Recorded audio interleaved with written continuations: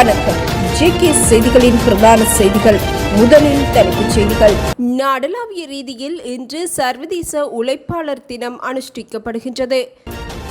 வெட்டுக்காயங்களுடன் மீட்கப்பட்ட நிதி அமைச்சின் அதிகாரியின் சடலம் மீதான விசாரணைகள் தீவிரம்.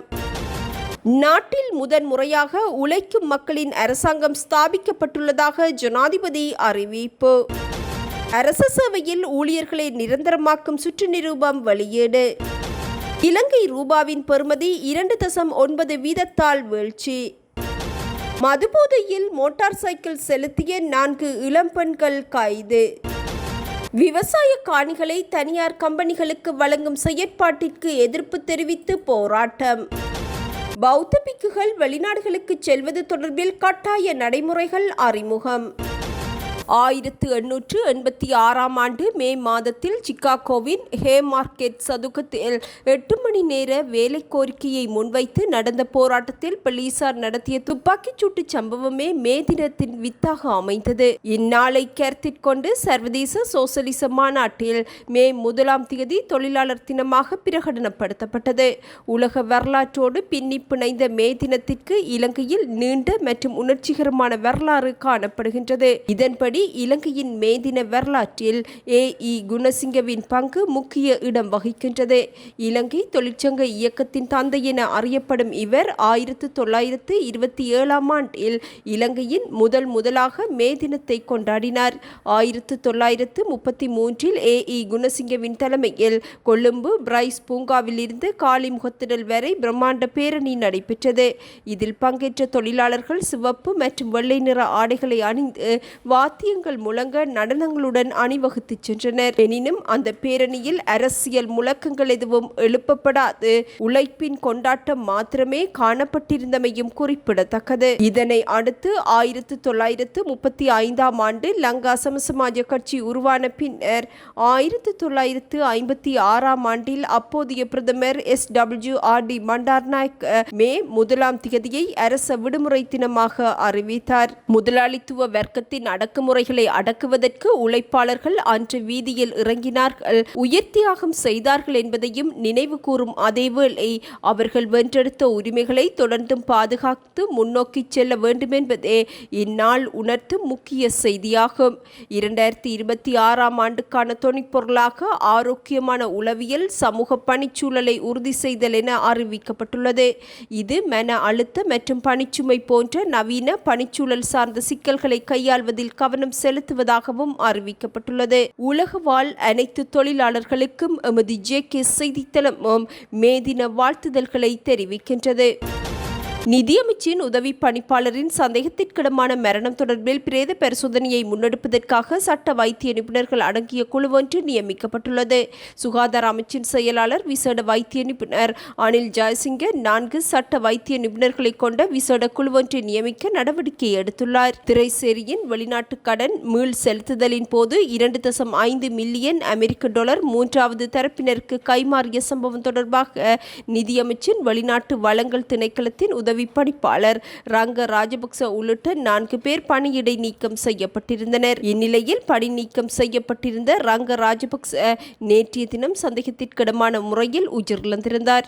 அவரது சடலம் அவரது வீட்டிற்கு அருகிலேயே கண்டெடுக்கப்பட்டது. எவ்வாறாயினும் இச்சம்பவம் கொலையா அல்லது அவரே எடுத்துக்கொண்ட முடிவா என்பது தொடர்பில் போலீசார் விசாரணைகளை முன்னெடுத்துள்ளனர். மக்களது எதிர்பார்ப்பு மற்றும் நம்பிக்கையை மேலும் வலுப்படுத்தும் வகையில் தேசிய மக்கள் சக்தி அரசாங்கத்தின் ஆட்சி அமையும் என ஜனாதிபதி அனுரகுமார திசாநாயக்க தனது மேதின கூட்ட செய்தியில் தெரிவித்துள்ளார். வடக்கு, கிழக்கு, தெற்கு மற்றும் மலையகம் அனைத்து பகுதிகளிலும் அரசாங்கத்திற்கு ஆதரவு வழங்குவதாக தெரிவித்துள்ள ஜனாதிபதி முதன்முறையாக உழைக்கும் மக்களின் அரசாங்கம் ஸ்தாபிக்கப்பட்டுள்ளதாகவும் சுட்டிக்காட்டியுள்ளார். எனவே உழைக்கும் மக்களுக்கான அரசாங்கம் என்பதனால் தோட்ட தொழிலாளர்களுக்கான சம்பளத்தை அதிகரித்து உழைக்கும் மக்களுக்கான அரசாங்கத்தை ஸ்தாபித்தால் நன்மை கிடைக்கும். மத்திய கிழக்கு போர் சூழலில் எரிபொருள், உரம் என்பவற்றின் விலைகள் அதிகரித்தது. மக்களின் நலன் கருதி அதில் நிவாரணங்களை வழங்க அரசாங்கம் நடவடிக்கை எடுத்தது. அரசாங்கத்தின் ஸ்திரத்தன்மை மக்களின் நம்பிக்கையிலேயே தங்கியுள்ளதாகவும் ஜனாதிபதி குறிப்பிட்டுள்ளார். ஊழல்வாதிகள், மோசடியாளர்கள் மற்றும் திருடர்கள் அதிகளவில் சிறை செல்லும் வருடமாக இவ்வருடம் அமையும் என தெரிவித்துள்ள ஜனாதிபதி இதற்கு முன்னர் இருந்த ஆட்சியாளர்கள் தமது பிரசாதங்களை அதிகரித்துக் கொள்வதற்கான தீர்மானங்களையே எடுத்ததாகவும் சுட்டிக்காட்டினார். எந்தவொரு தராதரமும் பாராது சட்டம் அனைவருக்கும் சமம் என்ற அடிப்படையில் நடைமுறைப்படுத்தப்படும் எனவும் ஜனாதிபதி இதன்போது சுட்டிக்காட்டினார். அரசு நிறுவனங்களில் தற்காலிக மற்றும் நாளாந்த பதில் ஒப்பந்த அல்லது நிவாரண அடிப்படையில் பணியாற்றும் ஊழியர்களை சேவையில் நிரந்தரமாக்குவது தொடர்பான 11/2026 இலக்க சுற்று நிரூபம் வெளியிடப்பட்டுள்ளது.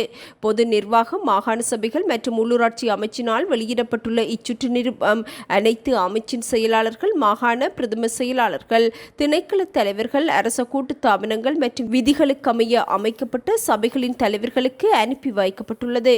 இதன்படி இத்தீர்மானத்தின் கீழ் சுமார் 9,800 ஊழியர்கள் நிரந்தர நியமனங்களை பெற அனுமதி கிடைத்துள்ளதாக அமைச்சரவை பேச்சாளர் அமைச்சர் நலிந்த ஜெயதிச தெரிவித்துள்ளார்.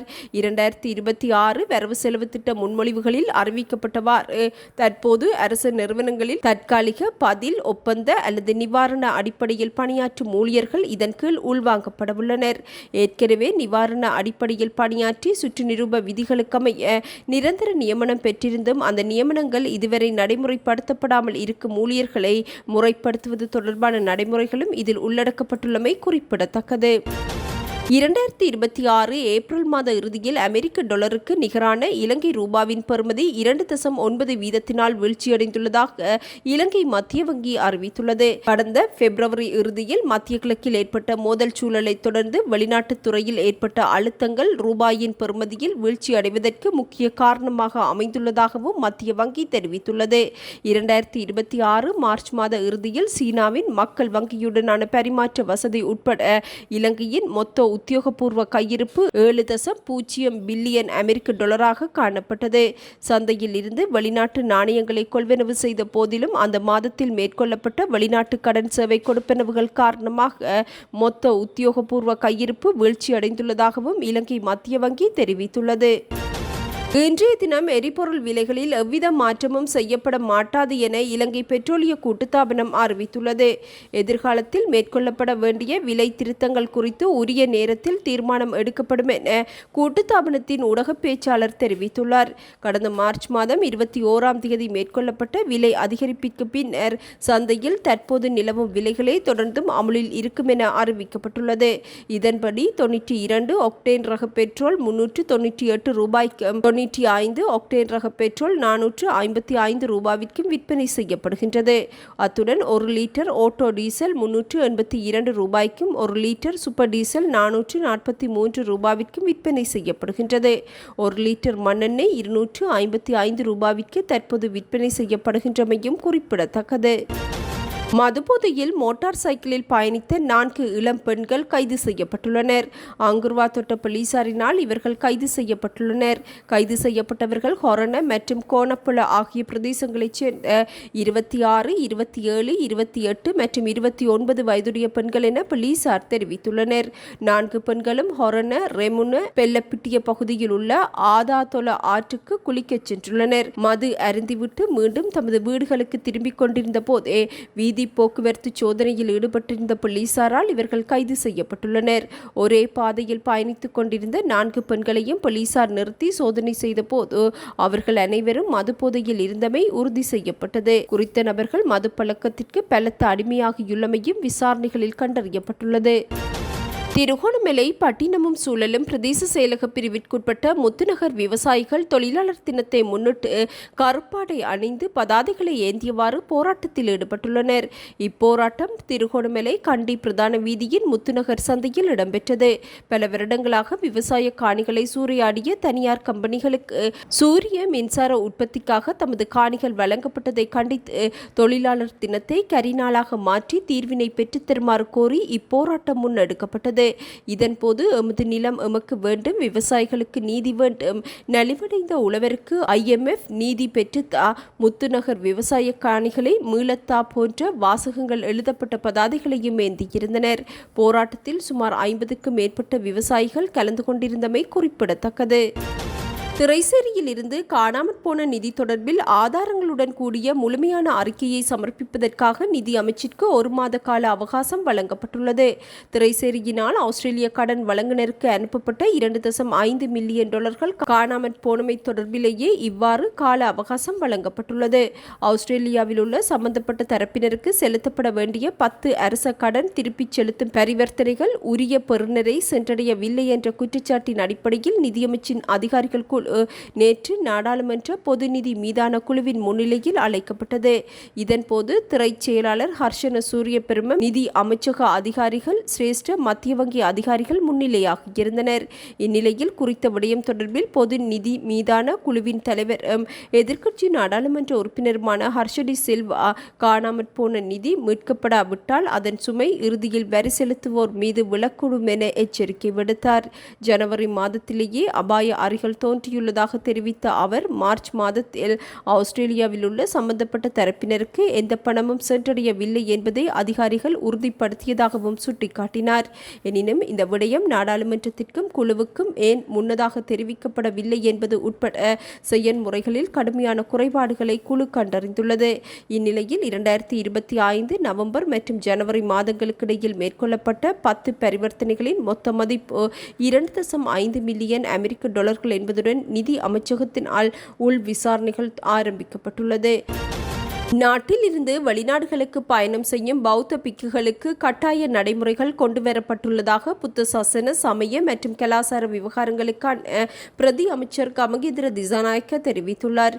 இதன்படி வெளிநாடுகளுக்கு பயணம் செய்யும் பௌத்த பிக்குகள் தத்தமது மூத்த பிக்கு, பிராந்திய பௌத்த தலைவர் மற்றும் அந்தந்த பீடங்களின் மகாநாயக்க தேரர் ஆகியோரிடம் இருந்து பரிந்துரைகளை பெறுவது கட்டாயமாக்கப்பட்டுள்ளது. அத்துடன் இச்சட்டம் முன்னரே இயற்றப்பட்டிருந்தாலும் தற்போது இது கடுமையாக நடைமுறைப்படுத்த எனவும் குறிப்பிட்டுள்ளார். ஜனாதிபதி அனுரகுமார திசாநாயக்க மற்றும் தேரர்களுக்கு இடையிலான சந்திப்பிற்கு பின்னரே இத்தீர்மானம் எடுக்கப்பட்டது. இந்நடைமுறை மிகவும் அவசியமானது என வலியுறுத்தப்பட்டுள்ளதுடன் மகாநாயக்க தேரர்களுக்கும் இது குறித்த விளக்கம் அளிக்கப்பட்டுள்ளது. புத்த சாசன அமைச்சின் அதிகாரிகள், பதிவாளர், பதிவு தேரர்கள் மற்றும் சட்டமா அதிபர் ஆகியோருக்கிடையே அவசர கலந்துரையாடல்களும் நடைபெற்றது. இதற்கமைய பௌத்த தற்காலிக கட்டளை சட்டத்தின் 41 மற்றும் 42வது பிரிவுகளுக்கு அமைய மகாநாயக்க தேரர்கள் தலைமையிலான குழுவிற்கு இதற்கான நடவடிக்கைகளை எடுக்கும் அதிகாரம் வழங்குவது குறித்து ஆலோசனை வழங்கப்பட்டுள்ளது. தாய்லாந்தில் இருந்து அண்மையில் பண்டார்நாயக்க சர்வதேச விமான நிலையத்திற்கு திரும்பிய 22 பௌத்த பிக்குகள் பெருமளவிலான போதைப் பொருட்களுடன் கைது செய்யப்பட்ட சம்பவத்தை அடுத்து இந்த நடவடிக்கைகள் முன்னெடுக்கப்பட்டுள்ளமை குறிப்பிடத்தக்கது. இத்துடன் இன்று எமது பிரதான செய்திகள் நிறைவடைகின்றன. நமது அடுத்த பிரதான செய்திகளை நாளை எதிர்பாருங்கள். வணக்கம்.